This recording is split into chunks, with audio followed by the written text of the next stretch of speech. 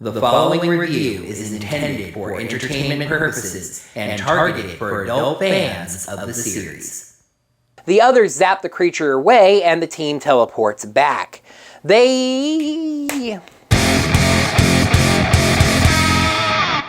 Hello there, heroes. I'm the Orange Ranger, and welcome to another Tattooed Teenage Alien Fighters from Beverly Hills episode review.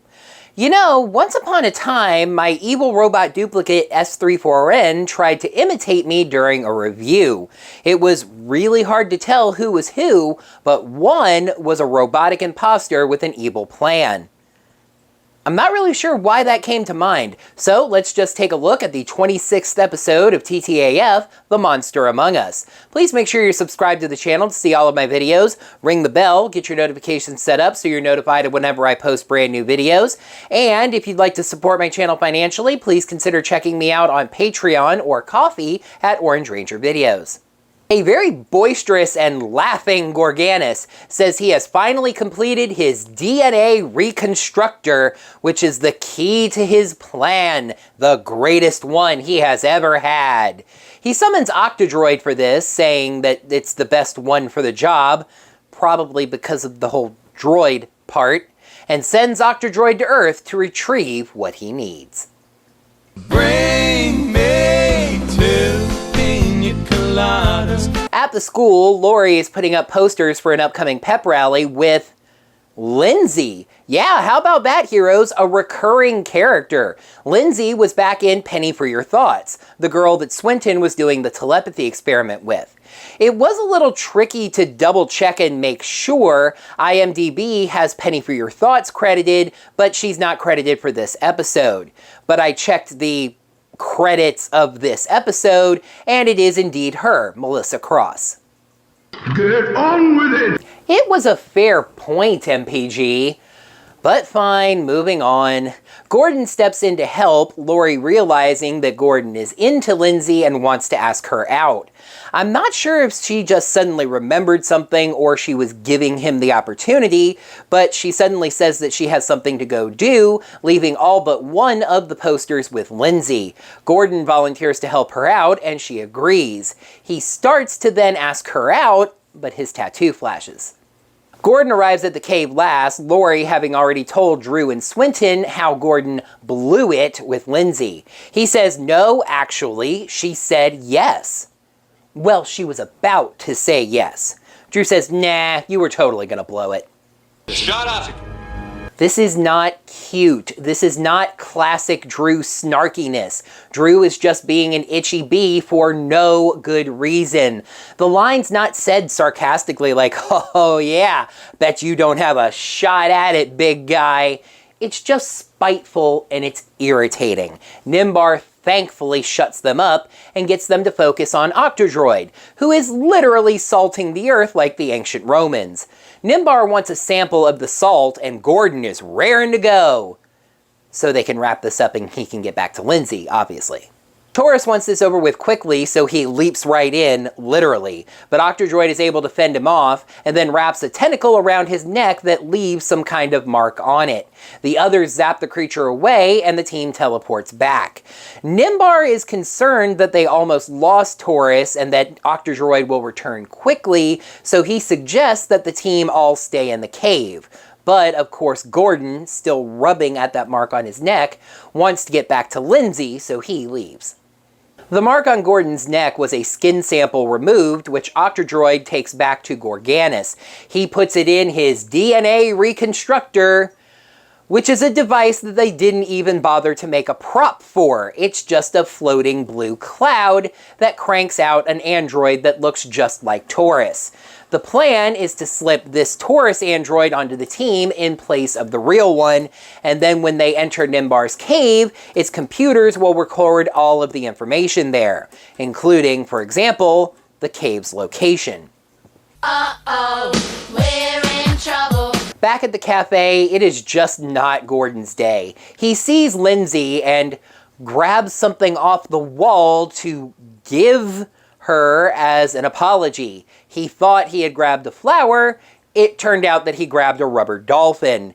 He promises to give her a dozen red roses if she'll go out with him, which is bribing her, but she agrees. Then his tattoo flashes again. He makes another excuse and leaves. Back in the cave, honestly, they have the first cave scene over again. The other Sentinels can't believe that Gordon's actually having luck with Lindsay. Nimbar interrupts them. It's Octodroid. Gordon's in a hurry. That was a great scene. Octodroid quickly blasts the other 3 Sentinels with what is actually a very impressive looking and sounding fire attack. Left alone, Taurus attacks but is knocked down by Octodroid, and this is when the fake Taurus steps in. Octodroid freezes the real Taurus, somehow, and when the other Sentinels wake up, the fake Taurus leads them back into battle, zapping Octodroid until it retreats. Back in the cave, Gordon clearly is one of the humans and not a robot at all. Laurie wants to actually see Gordon talk to Lindsay, and Drew has to get back to work, so they all head back to the cafe. Laurie leads Gordon to Lindsay, and they talk about their date. So it turns out that this android is able to absorb information from anything simply by touching it. Gordon places a hand on Lindsay's shoulder and learns that she likes Whitney Houston and Shrimp Scampi. This makes Lindsay see Gordon as very sensitive and personable, even telling Laurie on the way out the door that she must have just wanted Gordon for herself. But as Gordon passes Swinton, his laptop completely dies, both its main hard drive and its battery backup. Alright heroes, this episode is about to take a hard left turn, so hang on for me. At the school, Laurie catches up with Gordon and asks how the date went, sarcastically implying that she hopes it ended badly. He says he cooked Shrimp Scampi for her, and she thanked him like this. He then kisses Laurie on the lips. And guess what? Through touching her, he learns that he used to irritate her, but now she's confused. And she is, saying that she kind of likes the new Gordon.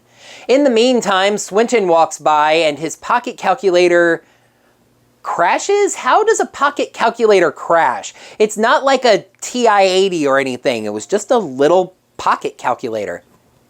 At the pool house, Swinton is telling the girls that something is up with Gordon that's making his equipment crash whenever he's around. His laptop crashes again, and as he guesses, Gordon shows up with Lindsay. She wants to take a swim and says she's going back to her car to get some sunscreen so Gordy can rub her down with it. Ooh la la. Swinton asks Gordon to get him a lemonade to get him away from them for a minute, but then he realizes that Gordon is holding on to a phone line to eavesdrop on them via a phone sitting on their table. Their tattoos flash, and as luck would have it, the portal appears right behind the fake Gordon. He closes and locks the door and goes through the portal. Drew grabs a key as Gordon gets to the cave and absorbs all the information from the computer, transforming just as the other Sentinels arrive to leave. The others go to transform and chase him out from the cave. This is actually a very cool fight. Taurus versus the other 3. It makes me wish that the show would give us occasional training montages with the Sentinels sparring against each other. It's cool to see them fighting each other, at least out on the big screen, not the sniping back and forth that they do in their human lives. Eventually, Apollo tells the girls to go for the power outlet on his neck. They never established that there's a power outlet on his neck. The previous scene did point out that the Gordon was a fake because there was no scratch on his neck, but it didn't point out that there was something else there instead. They do so and defeat the fake, then finding the real Taurus and unfreezing him with a nice medium-high blasting. Octodroid shows up and it's time to form Nitron. Unfortunately, the really cool fight with the fake Taurus came out of Nitron time, as this wasn't even a fight this time, just form Nitron and instantly zap the monster away. The villain wrap-up usually isn't worth mentioning, but just go with me here. Gorganis screams that they destroyed his fake Taurus. Lechner lays his head on Gorganis' shoulder, and Gorganis just allows it. It's almost sweet in a weird way. In the cave, Gordon wants to get right back to get to the results of his date, the others giggling about the success of his fake. They all return to the cafe, and how about it? Is Gordy now locked in with this girl? As it would turn out, no. You see, she thinks that Gordon is such a great guy that she really needs to call this off. You see, she's just too young to get that serious about anyone. Womp womp. Signs now. Episode 26, The Monster Among Us. Pros, one of Gorganis' best plans yet. Some oddly good emotional acting, and an exciting pre-climax. Cons, more Sentinels ripping on each other, disappointing Nitron fight, and that weird wrap-up. On the better side of okay for this show, The Monster Among Us gets 3.5 signs out of 5. However, it gets 0 signs for name accuracy, as the monster, Octodroid, was never actually among them. I talk a lot about the quality of Gorganis' evil plans, but this one was actually really good. It starts with a nice misdirect, as Octodroid shows up and throws the salt, and makes the Sentinels think that they're on an entirely different plan. Then get the skin sample, create the fake, pull the switcheroo, and the fake did actually get the information from the cave's computer. The Sentinels only figured this one out just in time.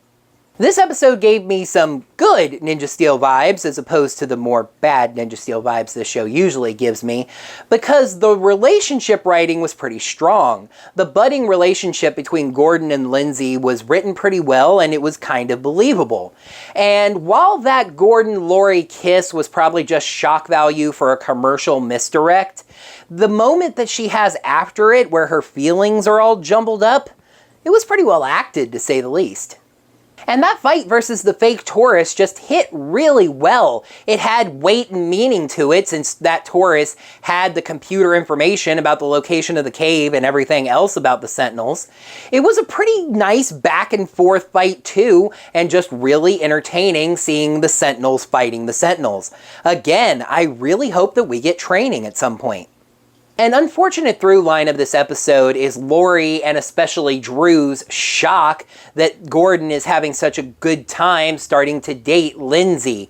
From Drew's really just overly snarky condemnation that it would never work out, that he was gonna blow it, to especially the moment where Laurie was sitting at the table with Swinton just baffled, just confused, totally unable to fathom why a human girl would possibly have any sort of interest in Gordon. It just downplays one of the lead heroes and makes 2 more of them look really catty. I actually can't call this a disappointing Nitron fight, because for me to do that, there would have had to have been a fight. Do you folks remember some of the episodes of Mighty Morphin Power Rangers where the Rangers would form the Megazord and then just immediately call Titanus and the fight was just over? Nitron feels like that far too often. And I get that this show is way too episodic to have an ongoing relationship, especially with a character that is barely the definition of recurring, but I feel like the writers tried to spare Gordon's feelings a little too much in having it not work out because the robot's good qualities made Lindsay think that Gordon was too good for her. I would have rather them played into Gordon's weaknesses some more by maybe having him denounce some things about the robot that she loved. Cooking? I don't cook. Cooking's dumb. I have a chef for that. Or she just resents that he seems to be so shallow, back and forth, hot and cold about her. I loved the premise of this episode, and the execution wasn't bad. It had some exciting action, especially the fake Taurus fight, and a semi-intriguing human story as well. Will the 27th episode of TTAF, Mr. Popularity, keep up this trend? Dude! After being hit by wish dust emitted from Predaraptor's tail, Swinton discovers he should be careful what he wishes for. It might come true, especially if Emperor Gorganis can use it to destroy the Galactic Sentinels. That's going to do it for another Tattooed Teenage Alien Fighters from Beverly Hills episode review. Thank you, heroes, so much, as always, for watching. Now that the video's done, you can let me know what you thought of this episode, as well as my review of it, down there in the comments below. And make sure you smack that thumbs up button and let me know that you enjoyed this video. Heroes, please make sure you're staying safe, and until next time, may the power portals protect you. I actually wasn't sure at first, we saw it, yeah. Which they say that he... Octodroid quickly blasts the other 3 Sentinels with a Octodroid quickly blasts the other 3 Sentinels with what's actually a very... And guess what? Through touching her, he learns that she used to be... And she thanked him like this. She then